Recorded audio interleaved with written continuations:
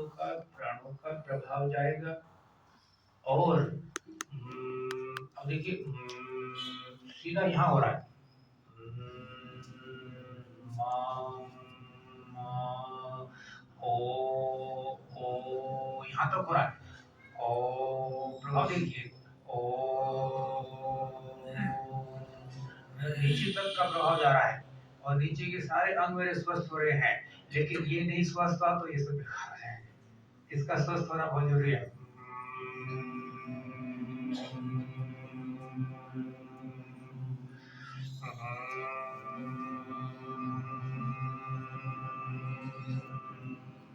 इस प्रकार से ओम के उच्चारण को करने से आपको परम शांति प्राप्त होगी। एक बात। दूसरी बात, थोड़ा जल है मेरे पास में। जिस समय हम लोग अंग आचमन करते हैं,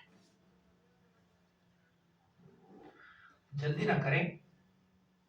एक तो इस जल को यहाँ संभालने का प्रयास करें, इधर से उधर से बहना चाहिए।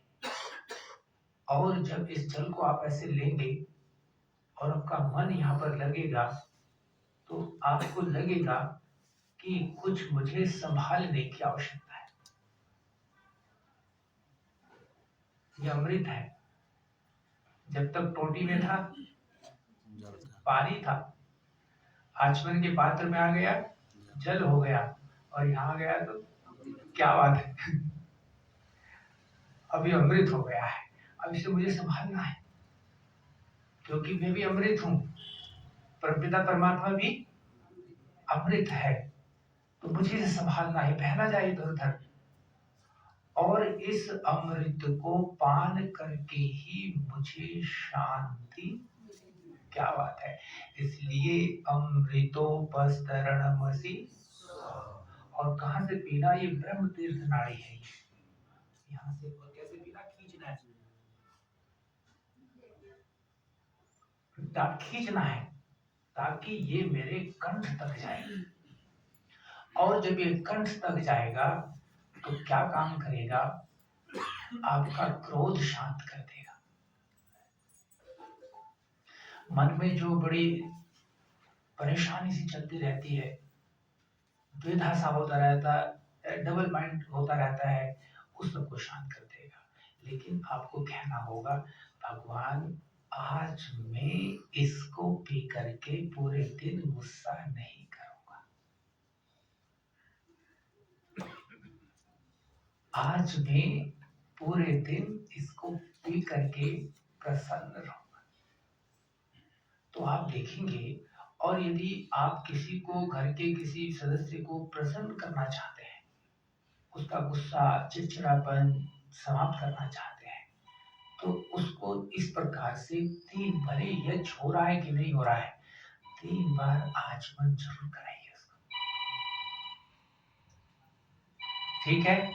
और भोजन करने से पहले भी, मतलब भोजन को अंदर ले जाने से पहले 3 आचमन अवश्य कीजिए। वहां भी 3 आचमन कीजिए। तो वहां भी जब जब आप आचमन करेंगे तो आपका मन शांत होगा। और जब जब मन शांत होगा, तब तब आप वासना से बचेंगे। जब जब मन शांत रहेगा, तब तब आपके प्रत्येक कार्य में साधना होगी।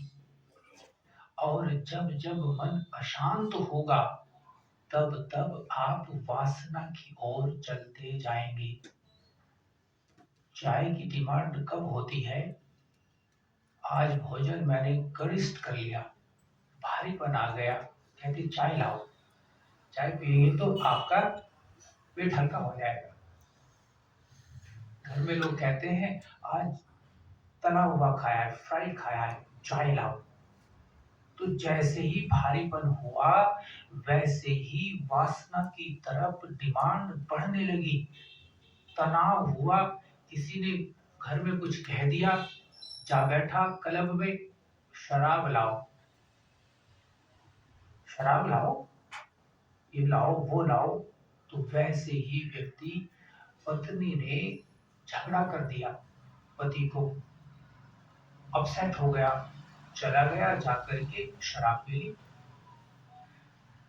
तो जब जब भी हम इस प्रकार से शरीर में मन में भारीपन लाएंगे, तब तब हम वासना की ओर चले जाएंगे। ये कमाल की चीज है, और आज मैं आपको कमाल की चीजें बताऊंगा। देखिए, ये जीवन बड़ा अच्छा है, ये जीवन को समझने की आवश्यकता है, बहुत अच्छी तरह से इसको समझने की आवश्यकता है। क्या है जीवन? ऋग्वेद का एक बहुत ही प्यारा सा मंत्र आया, पहले मंडल का 24वां मंत्र है, और उसमें शुनश्येप गृहीतम, शुनश्येप जीवात्मा को कहा है। ऐसी जीवात्मा जो गृहीत है, जो इंद्रिय लोलुप है, ऐसी जीवात्मा जो इंद्रियों में वासना को ढूंढती है, वो गृहीत बंधन में बंधी हुई है। त्रिषु द्रुपदेषु बद्ध, 3 जगहों से बंधा हुआ है वो आत्मा, और बंधन ही वासना है। जहां आप बंध गए, चाहे आप 4 बजे चाय लाओ, सुबह हो गई चाय लाओ, मैं तो ऐसा खाता हूं, मैं तो ऐसा पीता हूं, मैं तो ऐसे जीता हूं, तो इसका सीधा सा मतलब है अब आप बंधन में आ गए। बंधन में आ गए तो इसी का नाम वासना है। तो यहाँ भक्त कह रहा है आदित्यम अहुगत, मैं तो, मुझे पता ही नहीं था कि मैं बंधन में आ गया हूँ। तो आदित्यम जो मुक्ति का स्वामी है, परमपिता परमात्मा, अहुगत, तो उसको मैं पुकारता हूँ। जब कष्ट में होता हूँ, पीड़ा में होता हूँ, कहीं फंस जाता हूँ, तो मुझे भगवान याद आता है। अरे हे भगवान, हे प्रभु, आज छुड़ा दे, बस आज छुड़ा दे, फिर मैं ठीक रहूंगा। आज परेशानी आ गई ना, आज तो कोई बात नहीं। तो कह रहे राजा वरुण एनम अवसृजा, जब भी आपने ये प्रार्थना की, हे भगवान आज बचा दे, तभी भगवान आपको बचा देगा। ध्यान देना, कई बार ऐसे ऐसे कष्ट, ऐसी ऐसी परेशानियां आ जाती हैं जहां हमारा बल शक्ति कोई काम नहीं कर पाता है, और वहां जैसे ही आपने अंतःकरण से भर करके कहा प्रभु आज बचा दे, कोई ना कोई रास्ता, कोई ना कोई क्लू, कोई ना कोई हिंट आपको ऐसा मिल जाएगा कहीं से, और आप बच जाएंगे। मेरे जीवन के अनेक ऐसे अनुभव हैं, मैं बहुत सारे अनुभव आपको शेयर कर सकता हूँ। तो ऐसे का राजा वरुण एनम अवसृजात, वो इसको बचा देता है, छुड़ा देता है। तो फिर क्या कहता है, ये बात को याद रखना, इसे भूलना नहीं। तत् इत नतम, रात को भी याद रखना, सोते समय जैसे ही आपने संकल्प, भाई सोते समय संकल्प लेना है, कल मुझे चाय नहीं पीनी है, कल मुझे झूठ नहीं बोलना है, कल मुझे हंसना है, कल मुझे बड़ों की सेवा करना है, कल मुझे यज करना है, कल मुझे स्वाध्याय। रात को सोते समय कोई ना कोई एक संकल्प आपको लेना ही लेना है, और यदि ले नहीं सकते तो रिपीट करते रहो, उसी को रिपीट करते रहो। अगर आपने संकल्प नहीं लिया तो सारी रात करवटे बदलते रहे हम, सारी नींद नहीं आएगी आपको। आएगी तो वो तरह तरह के स्वप्न जो दिन में आपने देखे थे, वो सब आपको आते रहेंगे, आपकी नींद पूरी नहीं होगी। इसलिए बच्चों को भी ये बात बताए, बच्चों ऐसा कह के सो जाओ, या बच्चा नहीं कहता तो उसके कान में कहीं प्यार से, बेटे कल तो तू बहुत अच्छा काम करेगा, कल तो बहुत अच्छा स्वाध्याय करेगा, व्यायाम करेगा, संध्या करेगा, भोजन करेगा, ना वो कहता हो, आप कह दो उसके कान में। और 2 काम करो, बच्चे को सोते समय एक तो उसके सिर पे हाथ दे दो, और एक उसके कमर पे हाथ फेरो सोते समय, और यदि हो जाए तो इस पिंडली पर भी हाथ फेरो। और पति पत्नी भी दोनों एक दूसरे को ऐसा सोने से पहले जरूर करो। अगर घर में कोई बुजुर्ग है, वहां बच्चे हैं, तो बच्चों को ये काम जरूर करना चाहिए। माता पिता बड़े हैं, उनको ये कान दबाने चाहिए उनके, और उनको सिर पे हाथ फेरना चाहिए, और उनकी पिंडली जरूर दबाना चाहिए। रात को सोते समय तो हार्ट अटैक नहीं आएगा, रात को बड़े सोएंगे। मैंने देखा एक दिन पत्नी को बहुत परेशानी हो रही, कहती मुझे बहुत परेशानी, मैंने लगाओ तेल लाया, पानी लाया, 1 घंटे उसके सिर की मालिश की। मैंने कहा, आप बताओ। कहते ठीक हो। सारे दर्द वर्द कहाँ चलेगी। और सुबह उठी तो बड़े एकदम स्वस्थ होकर के उठी। अन्यथा अनेक लोग जो सुबह उठते हैं ना, ये दर्द हो रहा है, बड़ी वीकनेस लग रही है, और सबके घरों में आप बीपी चेकिंग मशीन है, लाओ बीपी फटाफट लाए और चेक करना शुरू कर देते हैं। शुगर की मशीन रखी हो, चेक कर। उसकी आवश्यकता नहीं है। रात को सोते समय अपने प्रियजनों को, अपने बड़े लोगों को थोड़ा सा प्यार दीजिए। कोई गलत बहस, कोई गलत बात, कोई शब्द मत बोलिए उनको। अगर बोल भी दिया तो कोशिश करो उसी समय उसको दूर करने का प्रयास करो, उसी टाइम। देर ना करो, उसमें जरा सी भी देर मत करो। अपने बच्चों के मन में कहीं से भी वो कुछ लेके आगे, सुन के आगे, देख के आगे, पढ़ के आगे, तो बहस ना करो। तो ऐसा है, वैसा है, यहाँ जाता है, वहां जाता है, ये ना, कोई बहस ना करो। उस समय उसको यही कहो, बेटे बहुत अच्छा है, तो बहुत अच्छा है, रात को तुझे बहुत अच्छी नींद आएगी, तो बहुत अच्छा उठेगा और सुबह ये काम करेगा। तो ये क्या है, रात को तत् इत नक्तम, मुझे याद रहे क्या कि मैंने परमात्मा से प्रार्थना की थी, आज बचा दे। उसने मुझे बता दिया। तत् दिवा, पूरे दिन इस बात को याद रखना। और कह रहे हैं मय्यम आहु, विद्वान लोग भी मुझे ये बात कहते रहे। मय्यम आहु, मेरे लिए विद्वान लोग मुझे बताते रहे कि देखो परमात्मा से तुमने वादा किया था, अब ठीक रहना। अगली बात क्या है, तत् अयम हृदय केत, ये बात कौन सी बात जो अभी हुई है, अयम, ये मेरा हृदय केत मुझे संकेत देता है।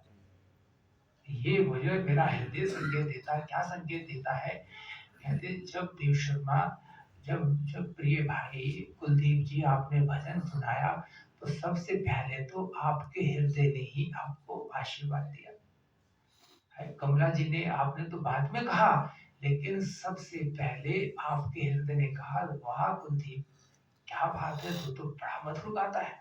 ठीक है, अगर मैंने किसी को गाली दे दी तो सबसे पहले अंदर से मुझे आवाज आ गई, ये तूने क्या कर दिया।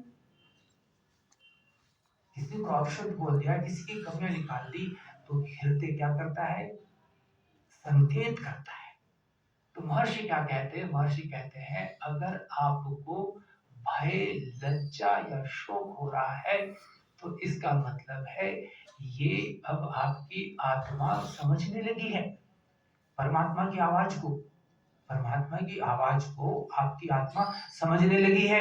और अगर आपको अंदर से बड़ा उत्साह बढ़ रहा है, बड़ा अच्छा लग रहा है, प्रधान जी ने कितना सुंदर कार्य किया, जैसे में अंदर आर्य समाज में प्रवेश किया, फूल है, व्यवस्थित है, सुंदर है, कितना अच्छा लगा। तो कह रहे हैं कि जब आपको खुशी हो तो ये भी परमात्मा की ओर से है। तो इन दोनों बात को याद रखना, भूलना नहीं। अब ये खुशी आई है तो मैं अगली बार और अच्छा भजन बोलूंगा, और सुंदर बात करूंगा, और अच्छे अच्छे विचार दूंगा। इस तरह से मैं उसको बनाए रखूं, लेकिन मैं उसे भूलने नहीं दूंगा। मुझे अंदर से आज मैंने गलत बोला था पत्नी को, तो लग गया, मुझे पता चल गया आज मैंने गलत बोला पत्नी को, तो अब मैं कल नहीं बोलूंगा। ये क्या है, ये साधना है। अगर मैं फिर भी बोलता रहा, ये क्या है, वासना है। इतना संतर बस, इतनी सी बात है। और ये कैसे होगा, कई बार हम घबरा जाते हैं, अजी मुझसे नहीं हो पाएगा, अजी मैं तो कमजोर सा हूं। नहीं नहीं है, यत कामा, आचार्य जी आप भी महर्षि दयानंद का प्रतिरूप लग रहे हैं। क्या क्या क्या क्या क्या क्या क्या क्या मैं बोल रहा था, मैं क्या बोल रहा था, यत कामा, हाँ, यत कामा तेज हुआ। कमाल है भाई, कमाल कर दिया ऋषि ने। ऋषि दयानंद की जितनी प्रशंसा की जाए कम है। जिस जिसकी कामना वाले होके हम लोग, इसका मतलब समझते हैं क्या बात है। वही पूरी होगी आपकी।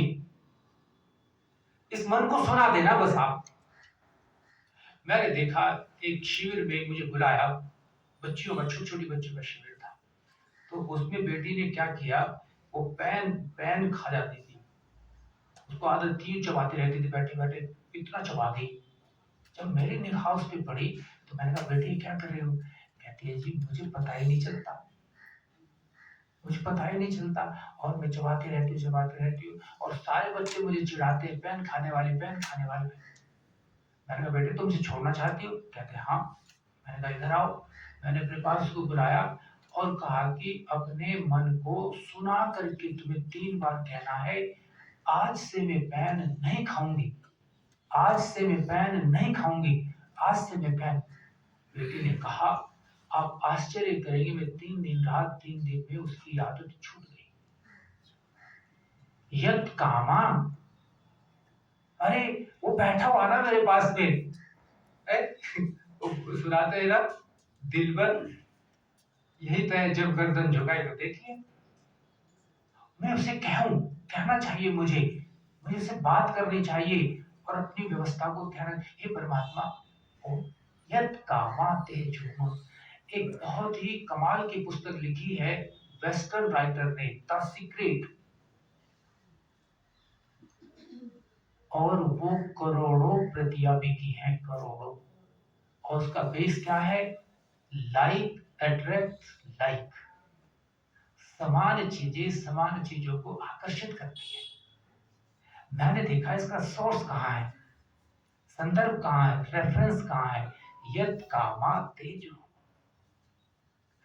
वो ये कहती हैं कि तुम्हें बड़ा घर चाहिए तो विजुलाइज करो, मैं बहुत बड़े घर में रह रही हूँ। अगर तुम्हें बड़ी गाड़ी चाहिए तो विजुलाइज कीजिए, मुझे बड़ी गाड़ी चाहिए, मैं बड़ी गाड़ी में चल रहा हूँ। जब आप ऐसे विजुलाइज करेंगे ऐसे अपने अंदर, तो सारी चीजें आपको मिल जाएंगी। तो मैंने कहा ऐसे तो तुम कोई गलत बात का भी विजुलाइज कर लोगे तो वो गलत कामना भी तुम्हारी पूर्ण हो जाएगी। तो यहाँ ये कहा है यत कामा तेज हूं, हे परमात्मा कामना तो करूंगा मैं, पर तेरा नाम लेकर के करूंगा, तेज हूं मैं, तेरा आश्रय लूंगा। है, कामना करे वांछा करे, आपका आश्रय लेवे। तो जब परमात्मा का आश्रय लूंगा तो मैं कोई गलत कामना, ये यहाँ पर मुख्य बात है। ये बात वो नहीं कह सके हैं क्योंकि उनके पास वेद मंत्र नहीं था, तो सारी विद्या वेद से निकली है।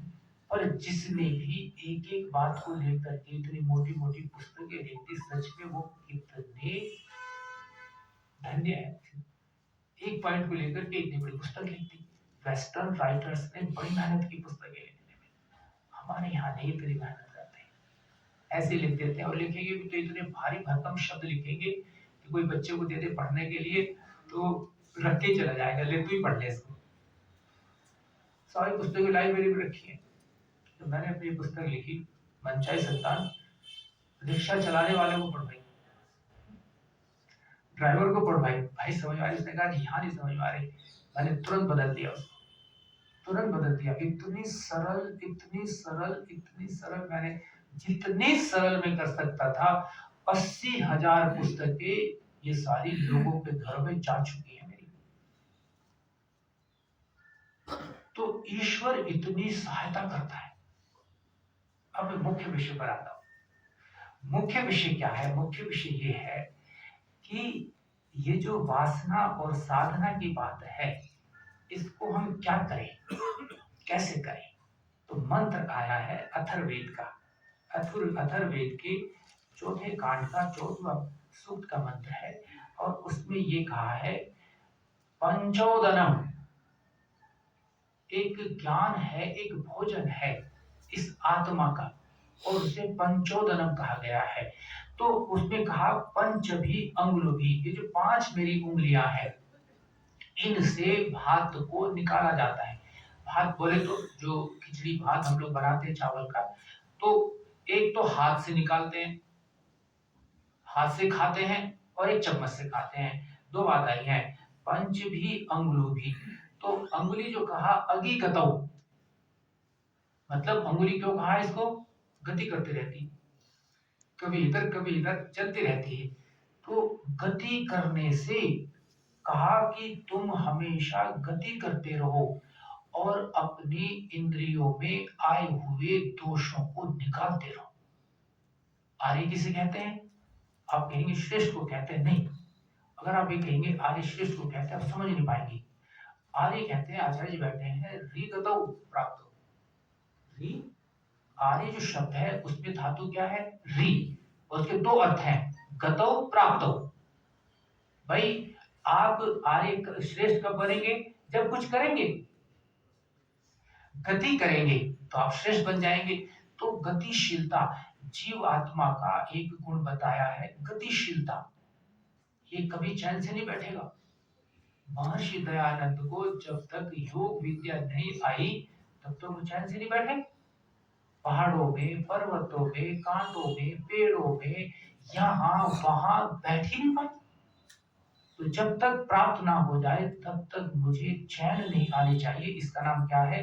पंच भी अंगुलो भी। मैं पांचों उंगलियों से ये काम करूंगा। दूसरा कहते द्रव्या, द्रव्य कहते कड़छी को, चमचे को, चम्मच को कहते हैं।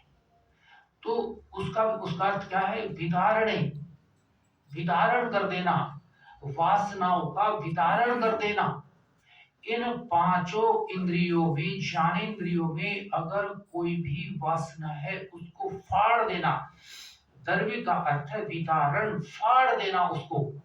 और पंचधा, पांच प्रकार का ज्ञान प्राप्त करना। जैसे ये मेरी मुख है, नाक है, आंख है, कान है, त्वचा है, ये मेरी पांच ज्ञानेंद्रियां हैं। अब देखिए, ये इनके पीछे क्या है?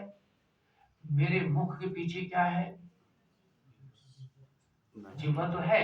जिह्वा का गुण क्या है? रस, है ना। कोई भी अभी अभी कितना अच्छा आपने बोला, तो रस आ रहा था हम सब लोग को। कितना अच्छा भोजन करते हैं तो हमको रस आ जाता है ना। हमने रसगुल्ला खाया और हमें रस आ गया, और जब रस आ गया तो प्रसन्न कौन हुआ?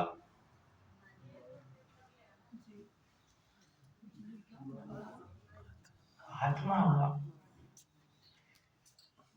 जैसे आपने रसगुल्ला खाया, जैसे आपने अनार खाया, जैसे आपने स्वादिष्ट भोजन किया, तो अंदर से आवाज है वाह। अब ये कहां से आवाज आ रही? आत्मा से आवाज आ रही है। आत्मा हो गया आपका प्रसन्न। अब इस प्रसन्नता का आप लाभ उठाइए। आप कुछ सोचिए, आप कुछ अच्छा बोलिए, आप कुछ अच्छा लिखिए। ये क्या होगी? साधना। और आपने कहा कल मैंने रसगुल्ला खाया था, लेके आओ, ये क्या होगी? सीधी सी बात है, सीधी सी बात है। आपने खाया, खा करके आपने अपने मन को एकाग्र किया और कोई बढ़िया सा चिंतन किया, बस इतना सा। इसका नाम साधना है। इससे आप अपने, साधन का मतलब है लक्ष्य तक पहुंचना। अब मुझे पंचकुला आना है, मैं ट्रेन से भी आ सकता हूँ, मैं कार से भी आ सकता हूँ, मैं पैदल भी आ सकता हूँ, मैं एरोप्लेन से भी आ सकता हूँ। ये साधन है, परंतु पहुंचना कहाँ है? पंचकुला। तो ये सारे के सारे साधन हैं। मैंने देखा कितनी सारी सुगंध है, और जिस समय पके हुए आम की सुगंध को मैंने देखा, प्रसन्न हो गया कौन? आत्मा प्रसन्न हो गया। अनार की सुगंध को देखा, अभी वर्षा हुई, भूमि से गंध आने लगी, है ना। तो नाक के पीछे कौन है? भूमि, पृथ्वी। गंध वहां से आती है।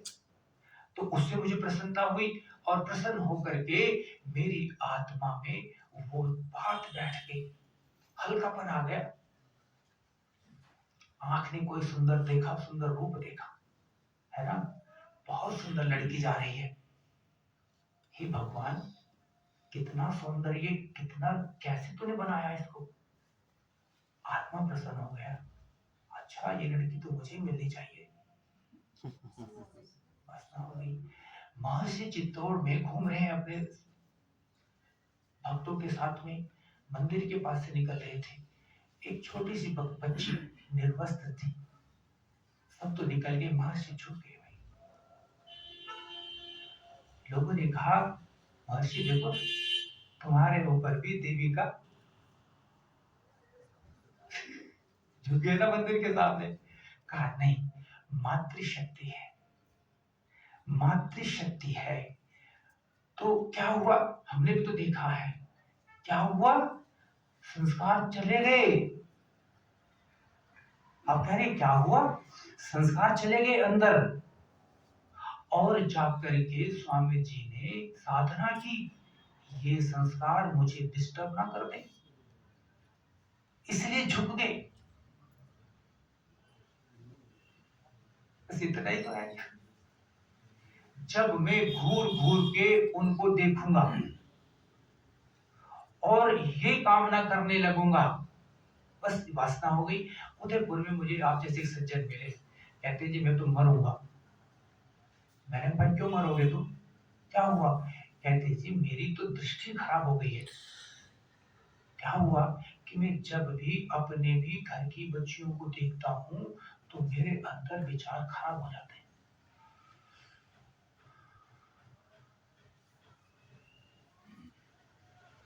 मैंने कहा सबके साथ यही होता है। अगर ईमानदारी से बात करूं, अगर ईमानदारी से बात करूं तो सबके साथ यही होता है। आप अपने मन को नहीं रोक सकते, आप अपने शरीर को रोक सकते हैं। जैसे स्वामी जी ने तुरंत जाकर के साधना कर ली, हटा दिया वहां से, हटा दिया अपने आप को। तो आंख तो देखेगी, आंख का काम क्या है, रूप को देखना, और इसका पीछे से कनेक्शन किससे, सूर्य से, अग्नि से, अग्नि से इसका कनेक्शन है। अग्नि का काम क्या है, दिखाना, प्रकाश करना।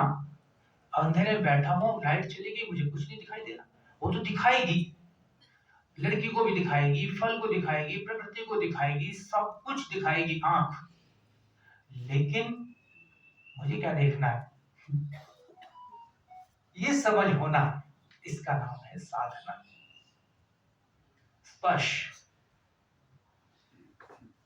कितना सुख मिलता है,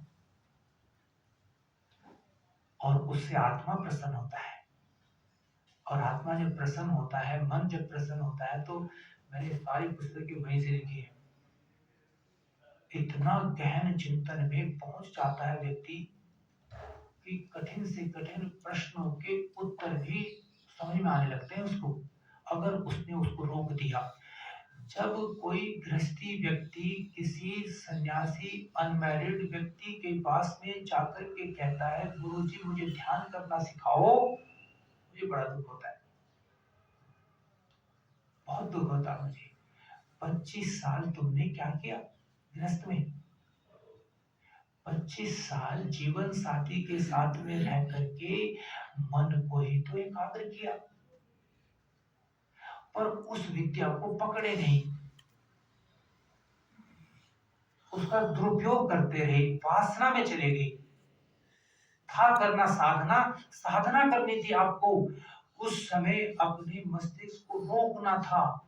मेरा मस्तिष्क कितना एकाग्र हुआ है और कितना फर्टाइल हुआ है, इसको नहीं भूलने दूंगा, इसको नहीं भूलने दूंगा, इसको नहीं भूलने दूंगा। एकाग्रता है, और उस एकाग्रता में ही सारे काम करूंगा,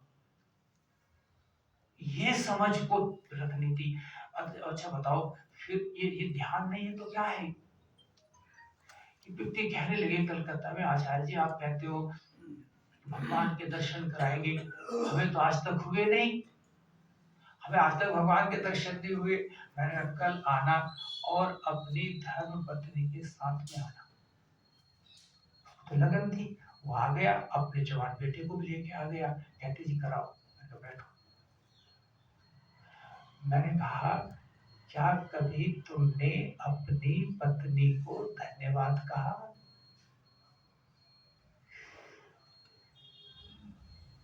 अपनी पत्नी की तरफ वो देखता है, कहते जी ये तो मैंने कभी सोचा ही नहीं, पत्नी कोई धन्यवाद की चीज होती है, पत्नी तो बस काम काम काम, सेवा सेवा सेवा करती रहे, तो बस अगर वहां भी मुझे थोड़ा सा कुछ नमक कम लग गया, तुम्हें पता नहीं मैं नमक कितना खाता, तुम्हें पता नहीं मैं ऐसा भोजन करता हूँ, तुम्हें पता नहीं मैं ऐसे सोता हूँ, तुम्हें पता नहीं मेरे कपड़े ऐसे होने चाहिए, मैंने कभी धन्यवाद नहीं किया।